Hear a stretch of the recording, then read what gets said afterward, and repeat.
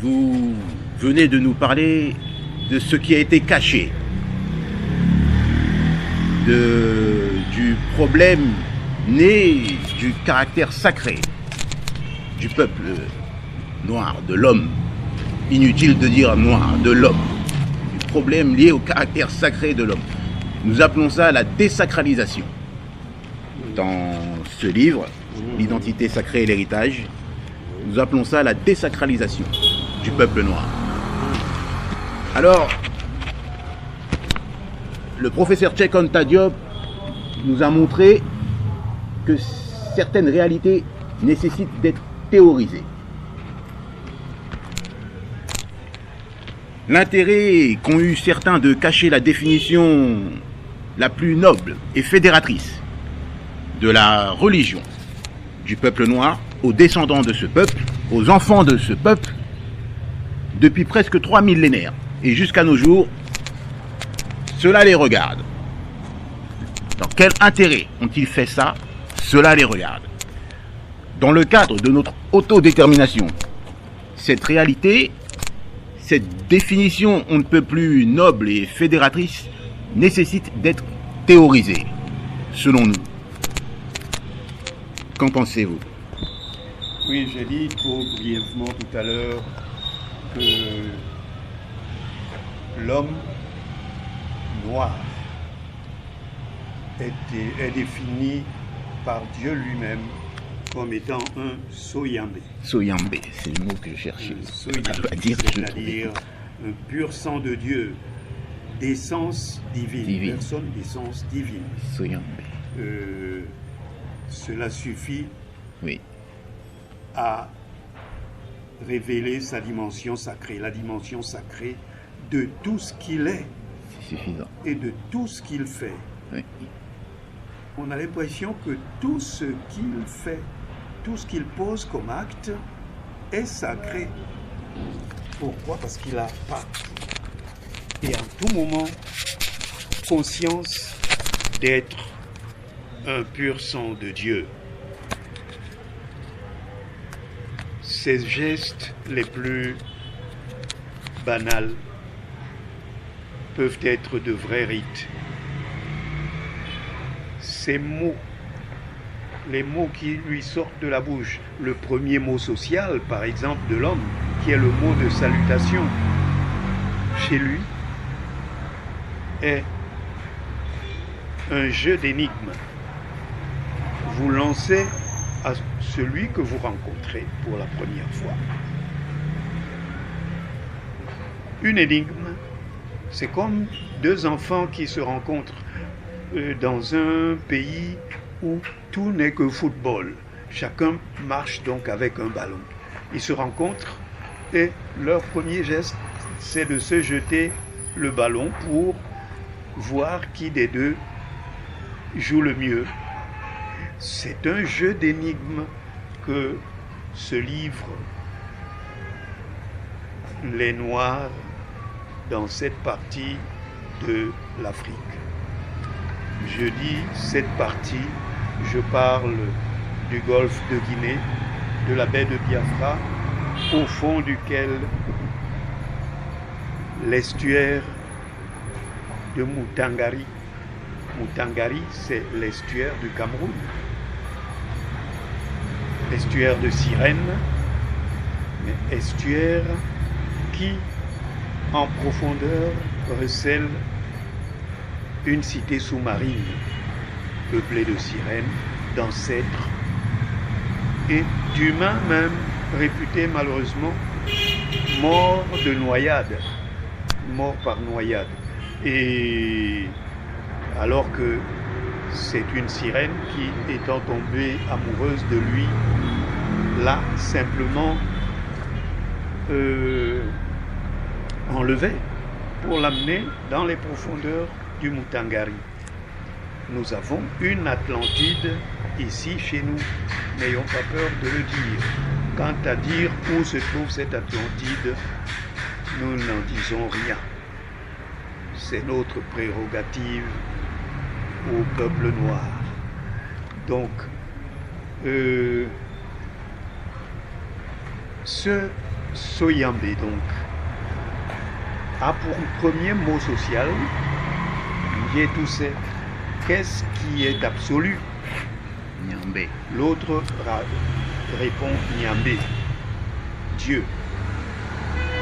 Et tout ce qui marque son paysage de vie est nommé par le mot Nyambé ou Loba.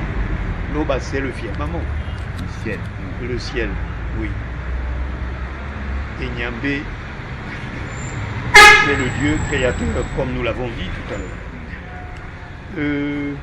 Tout le mont Cameroun, quand nos ancêtres sont arrivés, cette immense montagne bleue qui était en train de cracher le feu. Ils l'ont baptisé Mongoma Loba, la divine échine, le dos de Dieu, derrière lequel le soir va se coucher l'astre du jour que le Soyambe appelle dit Solaloba, l'œil divin. Oui. L'œil divin. Mais l'homme qui venait d'être créé se retrouve subitement face à cet œil divin. Il jette les yeux à droite et à gauche de cet astre et se dit: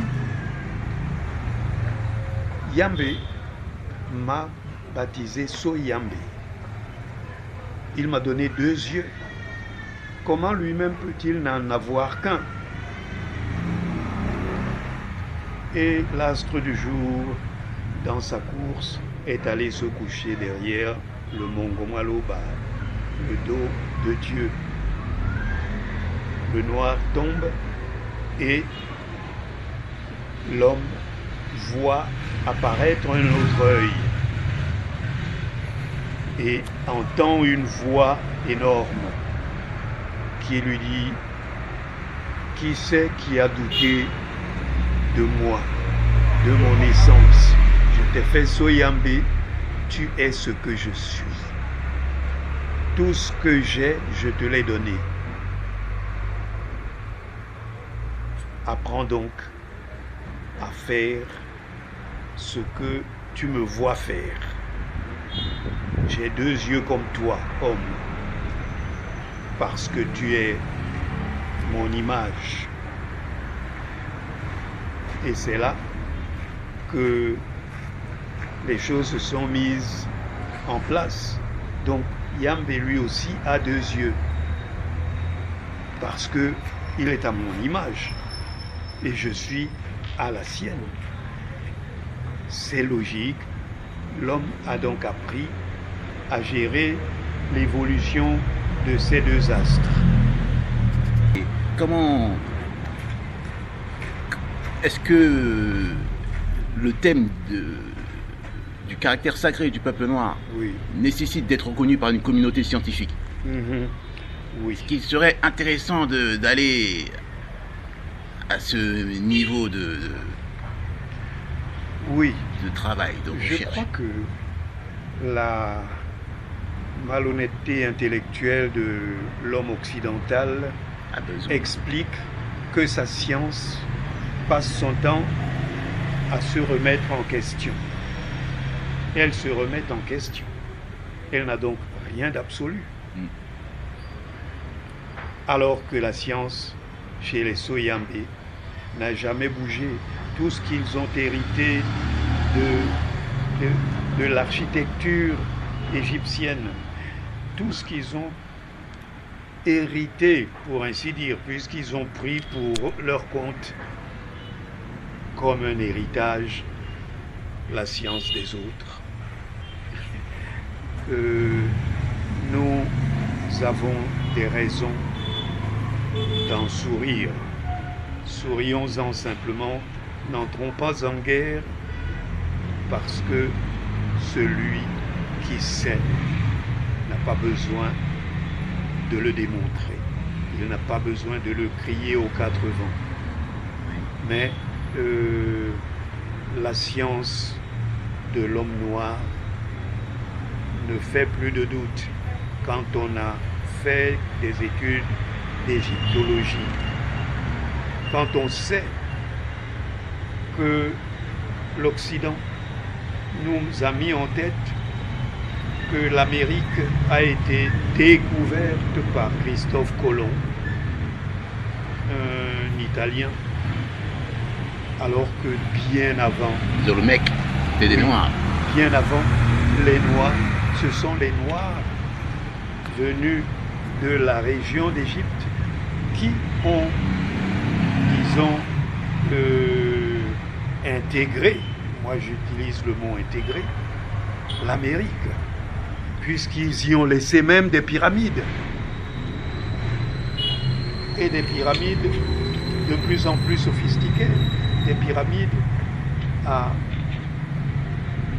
degrés. Ouais. On dirait des marches pour monter vers le ciel. Non, nous sommes dans l'obligation intellectuelle de suivre une pédagogie qui reflète notre savoir, notre être et notre pouvoir, sans avoir besoin de provoquer les autres en faisant comme eux, c'est-à-dire en les insultant de temps en temps.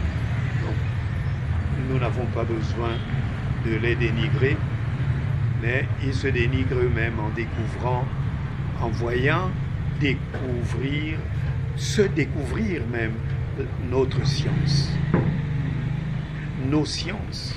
Je prends l'exemple de l'astronomie. L'astronomie de l'Africain qui est généralement un homme de l'eau, quelque part. C'est comme celle du Bédouin, du désert, pour évoluer, pour aller faire un grand voyage. C'est de nuit qu'il le fait, pour pouvoir se repérer à travers les étoiles. C'est un homme qui, comme l'autre du désert, est spécialiste de la carte du ciel. Nous connaissons l'influence des astres célestes sur la signification de certaines zones. La pointe, par exemple, des pyramides.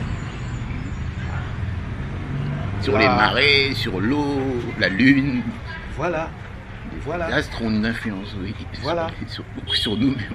Et oui, et nous-mêmes, parlant de la lune, nous avons donné au premier mois de l'année le nom d'Imodi, c'est-à-dire le mois des mois, la reine des lunes, pour dire l'influence secrète de la lune sur la nature intime de la femme, de toute la gente féminine. Il y a un postulat, celui d'Ebelewi, que je suis malheureusement, qui dit maudit la lune, Mukaki maudité, tient toute la gente féminine, maudit la lune, maudit la femme, maudité toute la gente féminine, n'a maudit, moi maudit par le lien menstruel appelé période, pointé maudit. C'est des choses qui, dans nos langues en plus, qui sont souvent des langues des dieux, vous avez une séquence à laquelle il suffit de changer de ton pour découvrir une vérité on ne peut plus scientifique. l'influence de la Lune sur les menstrues de la femme. Qui les a mieux expliqués que le monde noir? Alors, c'est ça, théoriser. Théoriser, c'est sortir de ce qu'on des contes de la tradition orale, le Sonyembe, c'est presque un conte. Oui. C'est presque une tradition orale. Il y a des sciences cachées dans nos traditions orales. Tout à fait. C'est ça, ça reste dans l'état du mystique. Mhm.